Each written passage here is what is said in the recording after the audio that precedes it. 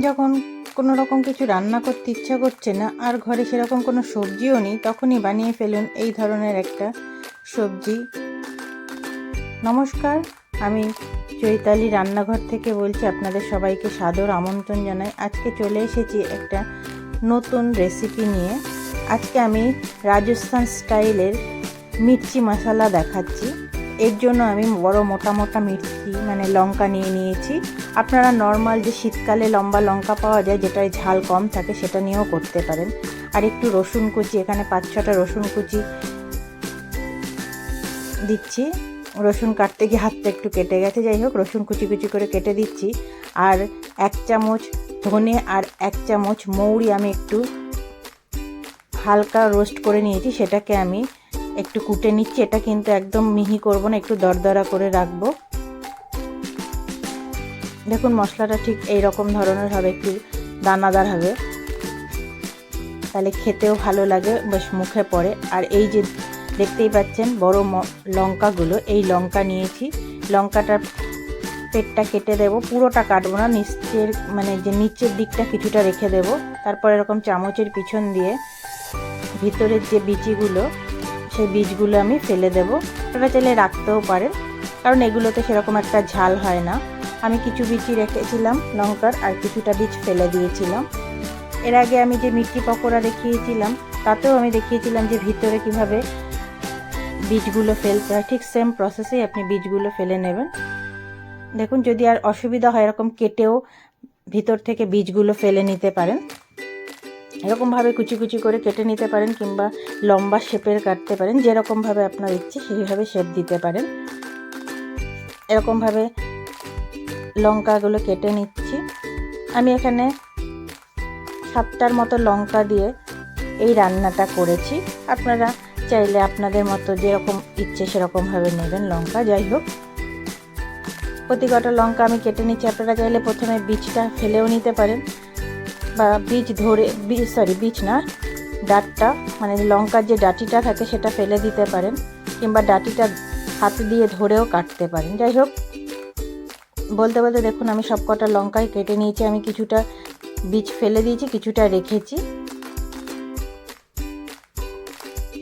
এবার আমি গ্যাসে ফ্রাই প্যান বসিয়ে দিয়েছি, তাতে আমি 2 চামচের মতো সর্ষের তেল দিয়েছি। এটা আমি সর্ষের তেলে রান্না করছি। আপনারা চাইলে রিফাইন তেলেও করতে পারেন, কিংবা যে কোনো অলিভ অয়েল কিংবা তিলের তেল, এতেও রান্না করতে পারেন। যাই হোক, তেলটা গরম হলে আমি এর মধ্যে একটু জিরা,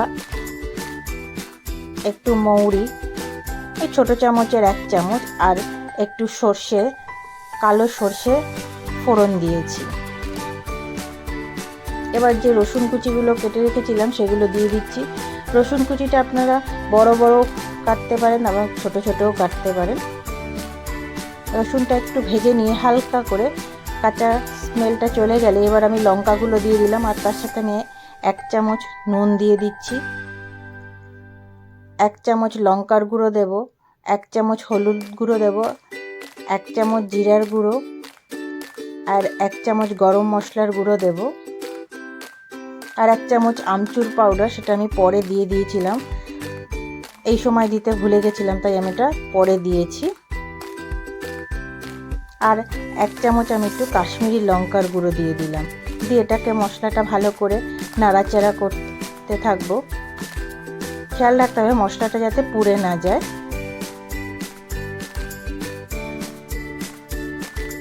এবার যে মশলাটা কুটে রেখেছিলাম, মানে ধনে আর মৌরি, সেটাকে দিয়ে দিলাম। দিয়ে আমি এখানে 2 চামচের মতো, বড় চামচের 2 চামচের মতো টক দই ভালো করে ফেটিয়ে নিয়ে দিয়েছি। আর দইয়ের যে কাপটা, সেটা ধুয়েও একটু জল দিয়ে দিয়েছি। দিয়ে ভালো করে এটাকে নাড়তে থাকবো, নাহলে কিন্তু দইটা ফেটে যাবে। এরকমভাবে নাড়তে নাড়তে দইটা যখন একদম নর্মাল হয়ে যাবে, তখন আমি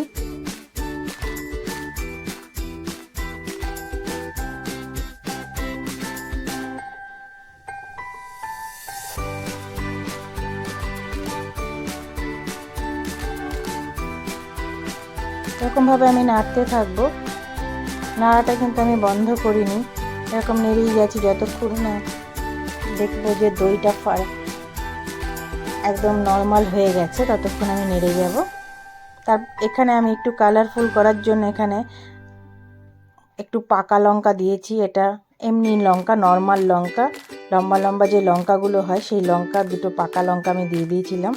দিয়ে এবার একটু লো ফ্লেমে ঢেকে রাখছি। আমি কিন্তু পুরো রান্নাটাই লো ফ্লেমে করছি, নাহলে কিন্তু মশলাগুলো পুড়ে যাবে। 5 মিনিটের মতো ঢেকে রাখার পরে আমি এখানে আমচুর পাউডারটা দিয়ে দিলাম। আগেই বললাম আমচুর পাউডারটা দিতে ভুলে গেছিলাম, তাই 1 চামচ আমি আমচুর পাউডারটা দিয়ে আবার ভালো করে নাড়াচাড়া করে মিশিয়ে দিচ্ছি। এটাকে দিয়ে এটা ঢেকে রাখছি।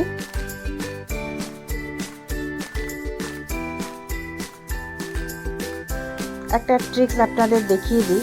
আমরা কস্তুরি মেথি যখনই কোনো সবজিতে দিই তখন একটু গরম করে হাতে ক্রাশ করে দিই। অনেক সময় গরম করার সময় থাকে না, তখন আমি বলবো এরকমভাবে যে মানে যে ফ্রাই প্যান কিংবা যে কড়াইতে করছেন তাতে যে ঢাকনাটা দেবেন তার উপর এরকমভাবে কস্তুরি মেথিটা কিছুক্ষণ রেখে দিলেই দেখবেন করকরে হয়ে যাবে। তখন এই দেখুন হাত দিয়ে একটু ঘষা দিলেই বা একটু ডললেই এটা গুঁড়ো হয়ে যাচ্ছে। এরকম ছোট ছোট টিপস অ্যান্ড ট্রিক্স দেখার জন্য অবশ্যই আমার চ্যানেলটা সাবস্ক্রাইব করে নিতে হবে, আর পাশে থাকা বেল আইকনটা অবশ্যই প্রেস করে নেবেন, তাহলে আপনারা অবশ্যই আমার নিত্য নতুন রান্নাগুলো দেখতে পাবেন। যাই হোক, আমি এখানে একটুখানি সামান্য একটু গুড় দিয়েছি। আপনারা চাইলে এখানে একটু চিনি দিতে পারেন, আবার নাও দিতে পারেন, এটা পুরো অপশনাল। আর একটা জিনিস, আমি যে রসুন কুচিটা দিয়েছি এটাও কিন্তু অপশনাল, আপনারা চাইলে এটা নাও দিতে পারেন। আর দেখুন আমি এমনি নর্মাল যে শীতের লঙ্কা, 2-3টে পাকা লঙ্কা ছোট ছোট করে কেটে দিয়েছি। দেখতেই পাচ্ছেন আমি বারবার করে নাড়াচাড়া করে দিচ্ছি এটাকে। আর দেখুন কালারটাও বেশ সুন্দর এসেছে। এবার আমি উপর থেকে একটু রোস্টেড বেসন ছড়িয়ে দেব। আপনারা চাইলে এটা যখন মশলাটা দিয়ে কষাচ্ছিলাম লঙ্কা তখনই দিয়ে দিতে পারেন বেসনটা, তাহলে এটা ভাজা হয়ে যাবে বেসনটা, আর অসুবিধা হবে না। আমার কাছে যেহেতু রোস্টেড বেসন স্টোর করা থাকে তাই আমি এই সময় উপর থেকে একটু ছড়িয়ে দিচ্ছি একটু থিকনেস আনার জন্য। ব্যাস আমার রেডি হয়ে গেছে দহি মির্চি বা মির্চি মশলা। এবার আমি এটা সার্ভ করার জন্য তুলে নিচ্ছি। আর দেখুন কালারটাও কিন্তু দারুণ এসেছে। বাড়িতে যখন কোনো রকম সবজি থাকবে না আর সেরকম কিছু রান্না করতে ইচ্ছে করছে না, তখন ঘরে থাকা যে লম্বা লম্বা লঙ্কাগুলো, মানে যেগুলো ঝাল কম হয়, সেই লঙ্কা দিয়েও আপনারা এরকম দহি মির্চি বানিয়ে ফেলতে পারেন। আর রাতের ডিনারে এরকম দহি মির্চির সাথে রুটি কিংবা পরোটা সার্ভ করে দিন, দেখুন সবাই জমিয়ে খাবে। যাই হোক, আমার রেডি হয়ে গেছে দহি মির্চি। আমি আজকে এটা রুটির সাথেই সার্ভ করব। আরেকটা কথা বলি, এটা কিন্তু একটা রিকোয়েস্টেড ভিডিও। আমাকে একজনে এই রেসিপিটা দেখাতে রিকোয়েস্ট করেছিল, তাই জন্য আমি আজকে আপনাদের সাথে এটা শেয়ার করলাম। ভাবলাম তাকে ভিডিওটা দেওয়া হয়ে যাবে আর আপনাদেরকেও দেখানো হয়ে যাবে। যাই হোক, ব্যাস রেডি হয়ে গেছে দহি মির্চি।